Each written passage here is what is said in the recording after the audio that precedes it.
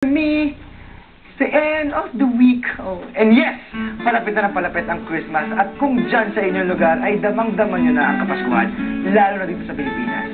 Siyempre, nandiyan ang Christmas parties everywhere, traffic, at malamig na rin po ito. Eto, at ready na ang lahat sa kanilang Christmas gifts. Kompleto na ba ang mga regalo niyo for your loved ones? Well, ako naka-receive na ako ng isang gift pero nakabalot pa siya, hindi ko sana bubuksan. But, galing sa special na tao. Well, pasensya na po, I'm just so happy today, mga kabani. But seriously, I'm sure mag-a-agree kayo sa akin when I say that Pinoys love to give. And because kayo, mga kabanding, have been very supportive and generous to us, naks.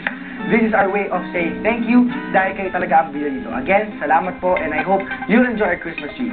Again, I'm John Cass, dahil super duper close tayo sa TFC Connect. Alam niyo ba na isa sa may pinakamasayang bisitahin tuwing Pasko ay siyempre ang inyong tahanan? Yes, our very own home, the Philippines. Mga bongga pasyalan ng buong pamilya sa Pinas, here in the India. Kasing sigla na pislap ng aking mga masudlay ang ating featured Christmas sites. Nagaganda ang play of lights and colors of Christmas ang babati sa inyo as you walk down the street of Policarpio. Mas may enjoy nyo ang road trip pagkakasama nyo siyempre ang inyong loved ones. Taon-taon ay pinaghahandaan po ang spectacular parade of Christmas displays dito sa Policarpio Street, Mandaluyong. All houses are wrapped with Christmas lights. Yung rooftops, makikita nyo, nandyan yung mga images si Santa Claus. Grabe, ang ganda. More visual treats await the whole family in Libis, Quezon City. Buhay na buhay ang gimmick place na ito, lalo na tuwing Pasko.